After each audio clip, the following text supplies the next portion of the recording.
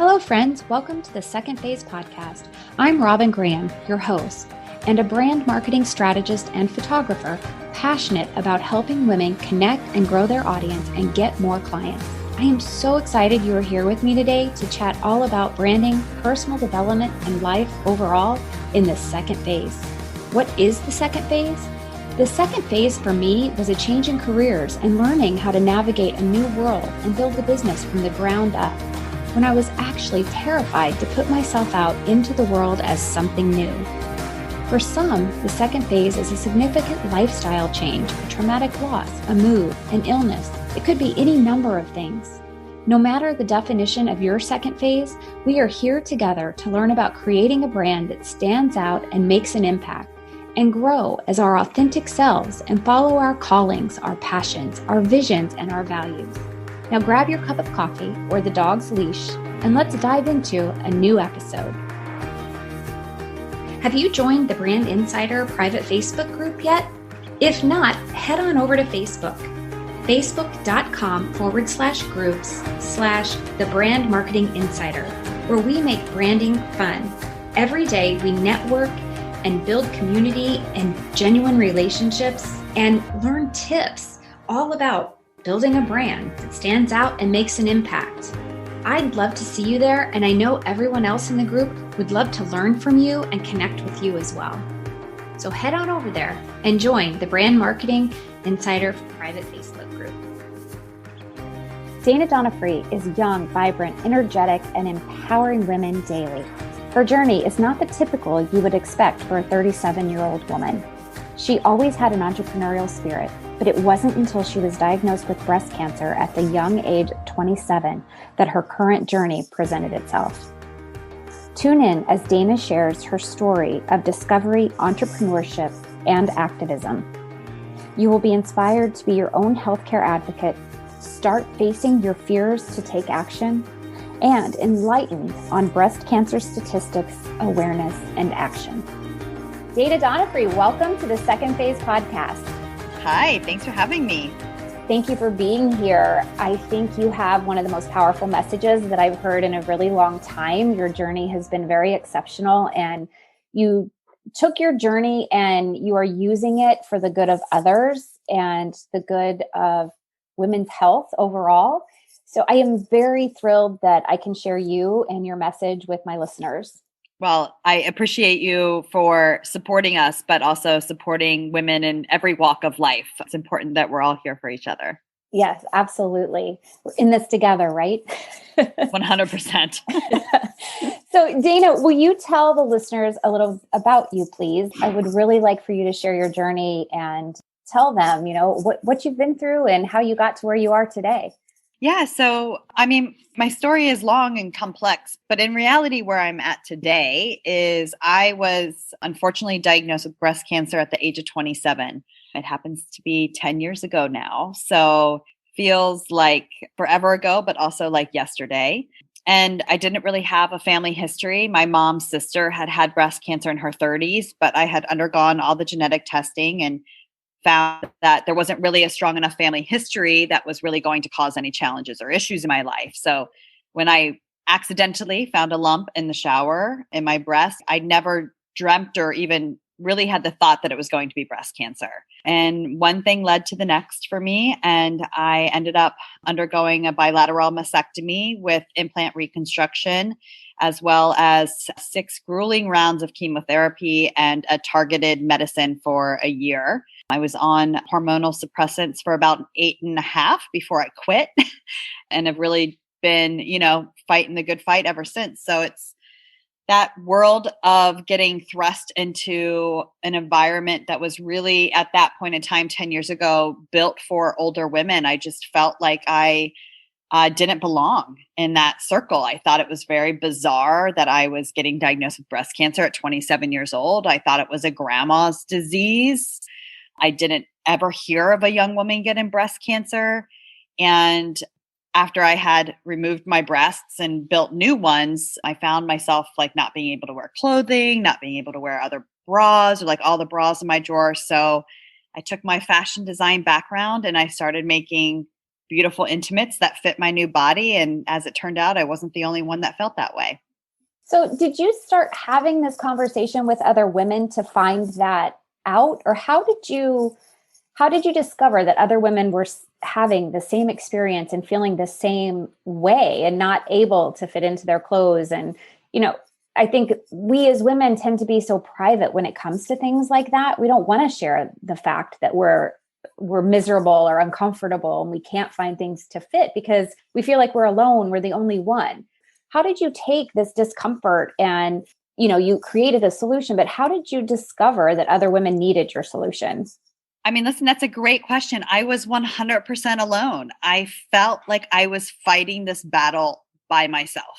I was introduced to some incredible, strong, inspiring women that were all over 60 years old. So at 27 years old, 60 is a far way away from where you are in life. And I really felt like this was the thing that I was dealing with.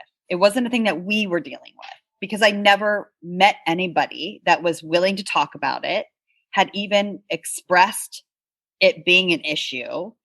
And whenever I would ask my doctors, I could kind of feel their eyes roll into the back of their head. Like, why are you asking me about your bra and why does that matter? And I think that that's the facet of being diagnosed at a young age compared to an older age. Although now that I'm 10 years later in my life, I realize that this doesn't actually have an age boundary. But in that moment, I was like, well, I must be the only person that wants to feel good about myself, that wants to celebrate my body, that wants to be sexy to my fiance, in our intimate moments. Like, why has all of that been stripped and taken away from me? And I really thought I was alone in that journey. And so when I started making bras, I thought they were just going to be made for myself. I ended up then getting connected to a very lovely older 50-year-old that did yoga classes for us. And she was a bit of a veteran in the space at this point in time. She'd been surviving her breast cancer for a few years. And I had asked her, I said, I'm just like, I can't find a bra that fits. Like, why did nobody tell me this? Why didn't anybody tell me that after breast reconstruction, my body was going to be this different? And it was like I opened Pandora's box.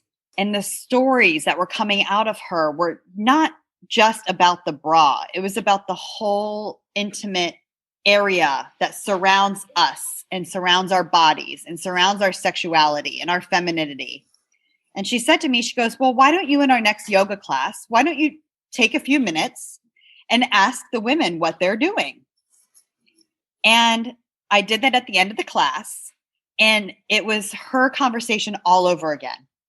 I was hearing about how nobody felt good in their bodies, how they weren't able to look at themselves in the mirror, how they weren't able to expose themselves to their partners, how they weren't able to get intimate with their partners. And I realized this was all because we couldn't find something that fit. Like, we were sacrificing all of these things in our life because we couldn't find a bra that fits. And that's really what the driving force was to create Ana Ono, was that if I could just do one little thing in my life, like I could make something, I could make a piece of clothing, because that's who and what I am. So it was a process to get here, because I never really realized that this was our story. This was everybody's story. We just weren't talking about it. Like you said, Robin, like we just weren't talking about it. Well, you said a couple of things, Dana, and, as I think a lot of women lack confidence in our bodies to start with. So then you're throwing this curveball of a major life change, reconstructive surgery, the loss of what you've had before that, even if you did feel good about your body, now you're skeptical and that confidence has diminished. So I think it's really important that as women, we start talking about these things too. Like, you can't live in a bubble and hide your emotions, because inevitably there's somebody else there that is going through what you're going through. And together you can get further, right? Than if you try to go it alone. Yeah. I mean, my now husband says to me, so we were engaged to get married when I was diagnosed, and we had to actually postpone the wedding so I could go through my treatment. And, he said to me at one point in time in our life, he says, when are you going to stop telling people about our sex life? And I said, never, because if I don't talk about it, others don't know. Like I was Mm-hmm. thrust into this world not realizing that I wasn't going to be able to look at myself in the mirror. Yeah. And if you can't love yourself, you can't love somebody else. And that's just our reality. And in 2010, when I was diagnosed, breast reconstruction was great. It's new, but like I had to remove my nipples. I had these mounds that are underneath my skin, but they are not breasts. It's like comparing apples to oranges. They're almost the same thing, except for they taste different, they touch different, they smell different, and they look different, but Right. maybe there's something there. They're both a piece of fruit. So like, it's just this reality to say like, we weren't talking about things in that way in 2010 when I ventured into this world called breast cancer. And I just really set out to change that because so many of the things that we need to know are the things that are often not talked about. I wasn't going to let another 27-year-old be diagnosed like me and not be warned about these things that were going to happen in her life and not be equipped on how to handle them. Yeah. So you created your business, Ana Ono, and you create very beautiful, intimate pieces for women who have undergone breast cancer. Now, do you have clients who are not breast cancer survivors as well? Yeah, it was very interesting. I can look back now from where we started and where we are today. And in reality, I just wanted to make a comfortable bra that didn't have underwires and didn't have molded cups because that's what didn't fit me anymore. So I set out to make beautiful bras that didn't have those things. And it turned out that the world needed us more than just a cancer patient or a survivor. We have so many stories, but open heart surgery, women with open heart surgery. It's really hard to hook and unhook a bra on your back just from limited range of motion. People that have shoulder surgery. We have some great front closure bras as why. I had a mother call me only a few weeks ago, maybe months now for COVID. I don't know. My entire calendar has been messed up. But she had called because her daughter is developing her breasts at two different rates. So one side is an A cup, one side is a C cup. And her daughter didn't want to wear a bra and stuff padding in it. So she was symmetrical under her clothing. She said to her mom, she says, "Mom, why can't I just be me?" And in the search of her mom looking for bras that fit a symmetrical chest, she found Ana Ono. And to me, that's just such a beautiful story to be able to share that. I think it's a great thing to get to share with a young woman who doesn't realize that there's somebody like me on the other side designing that bra for really, women and young women just like her. I think that that's a really special opportunity. And I think how amazing of that young teenager to not even see society and the standards that we hold ourselves up to and to be so strong to think that, what she's experiencing should be normal because it should be. We shouldn't be worried about faking something that we aren't. I think she's empowering other people, other women, for goodness sakes, probably even her mother to be more herself. But then you empowered her to embrace that ability to be herself. So I love that. Okay. So from an entrepreneurial perspective, you have created this incredible business. You have been on numerous media platforms now. You've been in New York Fashion Week. Like you've really created a brand for yourself. And I would love for you to tell us just a little bit about your journey with that. Like, how did you begin? And, what about the funding and all those things? And I don't want to spend a ton of time on it, but I want to give the listeners just a little bit of background on, how you started from ground zero. This wasn't the course that you had mapped out for yourself originally, but you have done it and you've made it a success while impacting lives at the same time. And then I want to jump into some of the work you're doing in the nonprofit arena to increase the awareness of breast cancer. And because it is October and it's Breast Cancer Awareness Month, I know that you have a unique perspective on a lot of this. And I really want to emphasize that and share that with the listeners as well. So let's start with the entrepreneurial journey. Yeah, I've always been a little entrepreneur. I actually am recently being filmed for a documentary, and I heard some of my high school, elementary friends talk about who Dana was when we were growing up. And some things, quite honestly, I had forgotten. Like I had forgotten that I would go home and knit necklaces and take them to school and like sell them, I don't even know what I was doing. But long story short is I am a fashion designer, and that is who I am. I'm very fortunate to have Ana Ono and have my own brand, but as a fashion designer, my goal was never to work for somebody else. My goal was always to have my own line. I just didn't really know how or where I was going to get there. And once cancer presented itself, and once I came up with this idea that I had to start making bras for people like me, it was kind of this weird, like, cosmic boom that just came together and said, like, wow, here you are. You have the resources, you have the skills, you have the experience, and you're kind of crazy enough to do it. And this is not fair to most people. But if you are thinking about doing something in your life, jumping out and taking a chance and taking a risk, my safety net was removed after I got diagnosed with breast cancer. I understand at a very, very early age that we only have one life to live.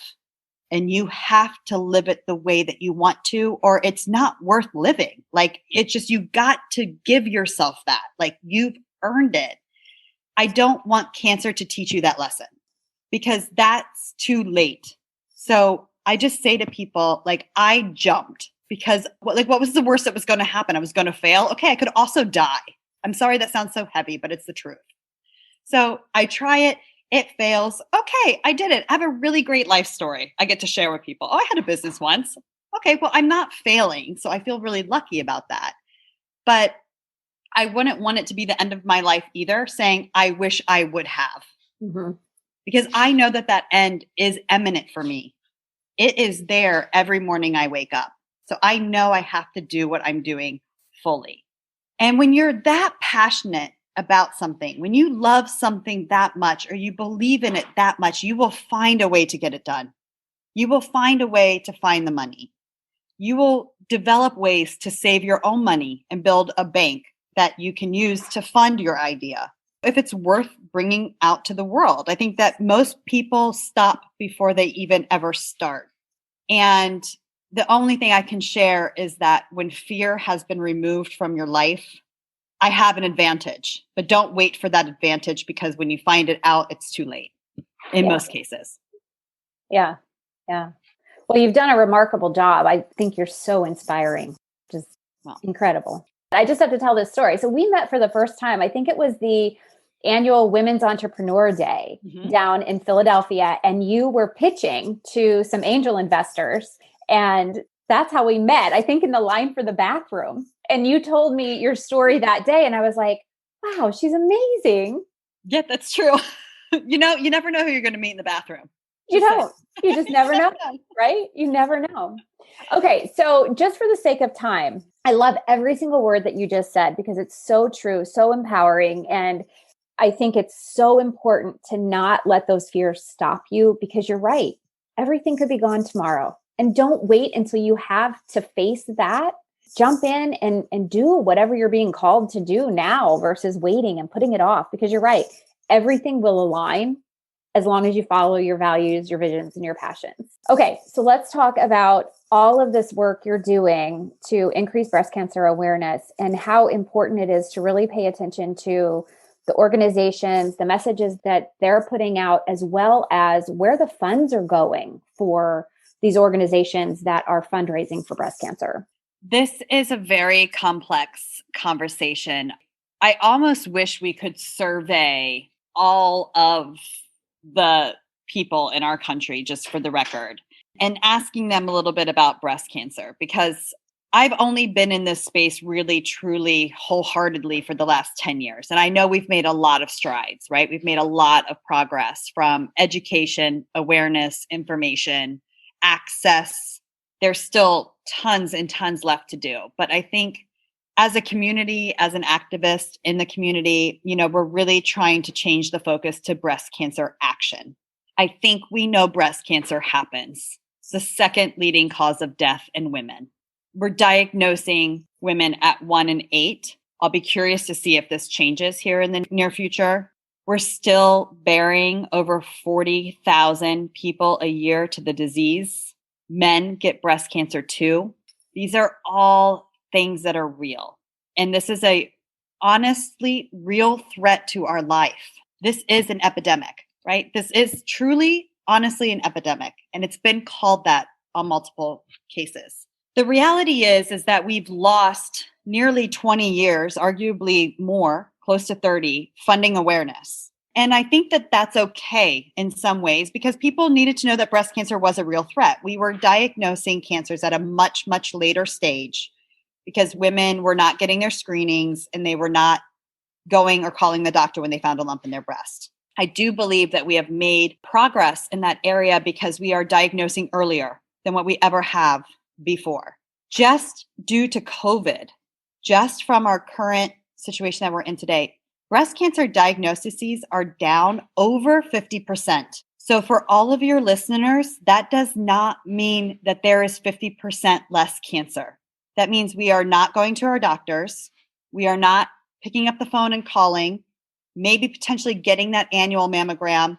That arguably is not the best tool, but does detect breast cancer for some people.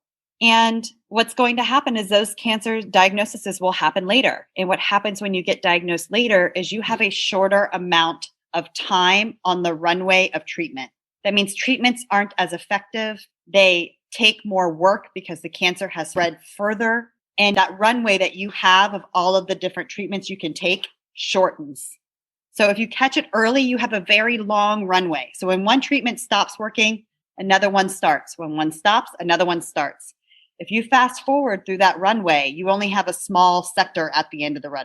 That's the first part. But really the reality is that we have raised billions upon billions of dollars from all of that pink washing products that you see during the month of October. Chances are it's not going to fund those treatments that you need on that runway because it's funding awareness. It's putting more pink ribbons on more flyers, on more banners, on more highways. It's not putting the money in the pockets of those that need it most, which is our researchers. I received the drug that may have potentially saved my life. My cancer was diagnosed at an early stage, a very aggressive type of cancer. The drug came to market only a few years before I was diagnosed. So anybody before that is dead now. That's the difference that research makes. Research saved my life, right? They argue that the amount of the billions of dollars that are raised every year, only 2 to 3% of that go to researching metastatic stage 4 breast cancer, which is the only breast cancer that kills. So if we have a bucket of $1 billion, only 200 to 300 million of that went to research to save the lives that we continue to lose year after year after year. There is no other way to explain that other than it is sick and it is twisted. And there's not really anything around that. What most people don't realize that an early stage diagnosis has a 1 in 3 chance of developing itself into a late stage diagnosis. It's very hard for people to hear that. It's a very scary statistic because breast cancer is not cured. So to know that your early stage breast cancer has a 1 in 3 chance of developing into a late stage, a stage 4 diagnosis, which is untreatable and uncurable. I shouldn't say untreatable. It's treatable until the treatments stop working. Mm-hmm. Okay. So to know that, to be in that patient's shoes, to see the pink ribbons getting splattered all over the place, knowing that people are donating money, people are giving money, people are buying those products, but then that money doesn't go anywhere is really difficult. It's really hard as a patient too to see the marketing of an organization or organizations to say, we're going to fund a cure. We're going to cure breast cancer. But yet you look at their bottom line and they give 0, if anything, a few percentage points of their annual funds to research treatments for the disease. So I don't know about you, but logic tells me, how are you using my money to fund a cure if you aren't funding research? Because it doesn't, unfortunately, come out of the clear blue sky. We all wish it did. Yeah. So I think that there's just the reality to know that there are points in the system that are broken, but there are really amazing organizations out there that do wholeheartedly fund 100% of research. And one that I support is called MetaViber. And at MetaViber, they literally, if you give them $100, that $100 goes to fund research. Not 99, not 99.99, not 89 or 87, which is the industry standard. That 87 cents on every dollar donated is what goes to the cause, because everybody's got to operate, that makes Right. sense. But it's a volunteer run organization that gets funding for its operations, which means the donors' money go to research. And it's huge and impactful. But, these organizations are small in comparison. You can raise $5 million, $7 million, $10 million. But the statistic I gave you earlier, that money's included in that 200 or 300 million. So the power of the larger organizations, the power that they actually have at their fingertips, but they're not using it. And that's really hard because we could be eradicating. Our goal is to treat breast cancer like a chronic illness, like diabetes, like heart disease. Because if we can treat it, our mothers, our sisters, our friends, they get to stay here longer. That's worth it. Mm-hmm. But Yeah. instead, we accept a 36-month median lifespan for stage 4 metastatic breast cancer.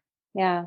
So what would you suggest to people listening and to anyone really, like how can they make a difference or help make a difference? So they can donate to Mediviver. They can donate to Mediviver. To me, for my advocacy work, I think there are 3 very important pillars to fund if you are able to support breast cancer organizations. First and foremost, always metastatic breast cancer research. If we fix the problem at the top, everybody below wins. Early stagers win, middle stage wins, late stage wins. Fix the problem first, it trickles down. That's number 1. Number 2 is any services that are provided to the patients themselves. We have to understand cancer is not cheap. We have copays, we have deductibles, surgeries. I was on treatment for 10 years. One shot that I got was $10,000. Yeah. We need to support services for the patients themselves, both emotionally and financially. So a lot of local areas have incredible organizations that help support the treatments that the patients need to get through their cancer. So that's another really great avenue. So if funding research is a little too overwhelming for you, find a local organization that's sending food to families, providing transportation to and from doctors' offices, helping to pay their bills, their home bills, their cars. So many bankruptcies happen because of cancer. And services. So I support Living Beyond Breast Cancer, which is an organization that funds support and community and education for the patients themselves. And again, you likely have something local that's really helping your own community. So if you look at the top national nonprofits, they have a lot of overhead. If you really want your $100 to go as far as it can go, that's where it goes really far. And then what's the third pillar? Oh, sorry, financial support for patients. Oh, okay. So an organization can also help you pay your bills. Okay. They're usually a little bit different than like a support organization. Okay. I got you now. Yeah. Yeah. So, okay, we don't have very much time left. So what I would love to do is have you tell everyone what you recommend as far as identification early, identifying breast cancer early, and then taking action versus waiting. Great question. I will say mammograms are not perfect. The statistics of the amount of cancer that is actually detected in a mammogram, you go to your mammogram every year, arguably presents itself somewhere between 7 and 10% of our annual diagnoses. So if there's 300,000 women a year that are diagnosed with breast cancer, arguably mammograms caught 30,000 of them. So you are your best detection tool. Know your body.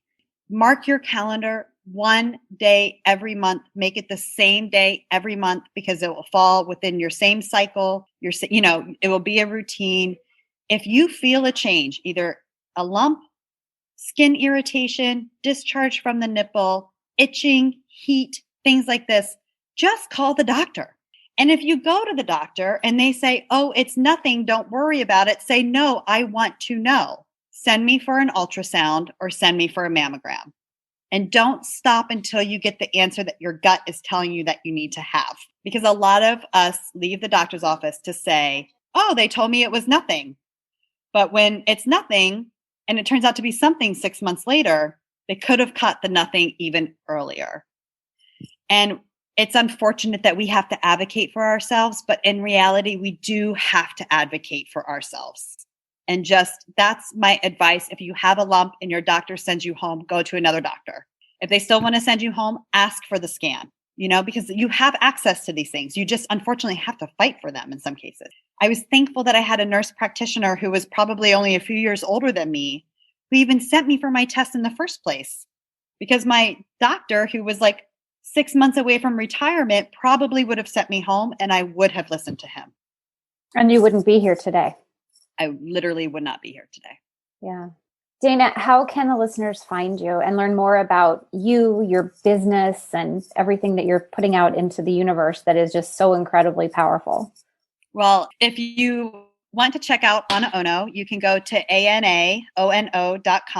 Just remember that Ana Ono is my name, Dana Donofree, without the double D's. Get that, everybody? You get that? Wink, wink, wink, wink.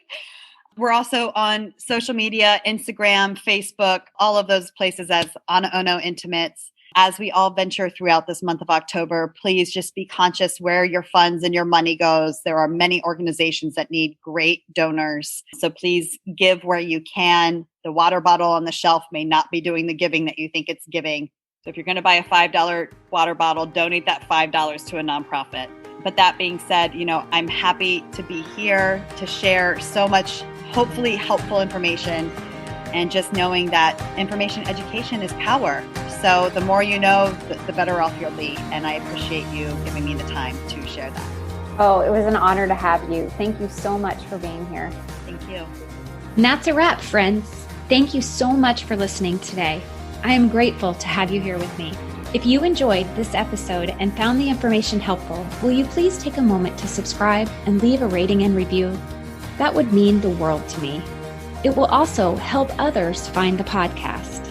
I really look forward to getting to know my listeners. Will you please connect with me on Instagram? You can find me at The Robin Graham. You can also find me on Facebook and LinkedIn as Robin Graham. And I invite you to join my private Facebook group, The Brand Marketing Insider. Please spread the word about the Second Phase podcast. Until next time, remember to smile.